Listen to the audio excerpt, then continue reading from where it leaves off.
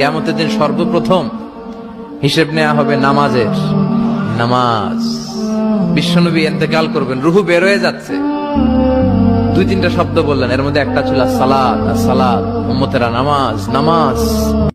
আল্লাহ, আপনি আমার গুনাহ মাফ করেন, ছোট গুনাহ, বড় গুনাহ, প্রকাশ্য গুনাহ, গোপন গুনাহ, ইচ্ছায় করেছে যে গুনাহ, অনিচ্ছায় করেছে যে গুনাহ, আল্লাহ সব গুনাহ আপনি মাফ করে দেন।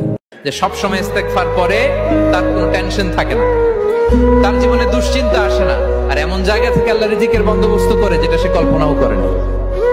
চিন্তা করেন, আজকে রাতে শুয়ে চিন্তা করবেন যে আপনি পৃথিবীতে নাই, আপনি ডেড, আপনি মারা গেছেন। এবার চিন্তা করে দেখেন, আপনার পরিবার, আপনার সমাজ, এই বিশ্ব, এই রাষ্ট্র, এগুলোর কোনো কিছু যায় আসে? কেউ আপনার খোঁজ নিতে আসবে কখনো? আপনি মারা যাওয়ার পরে কেউ দেখতে আসবে আপনার কবরে আপনি কেমন আছেন? কাদের পিছনে জীবনটা নষ্ট করছেন? কিসের পিছনে জীবন নষ্ট করছেন? এতভাবে বললাম বান্দা, তোর দিল নরম করতে পারলাম না। তোরে এতভাবে বললাম আমি মাফ করে দেব, তুই তারপরও আসলি না, সেজদা দিলি না। তো মনে রাখিস আমার আযাব বড় কঠিন। আমি কিন্তু তোরে কবরের প্রথম রাতেই বুঝাই দেব আমি মাওলার শাস্তি কেমন।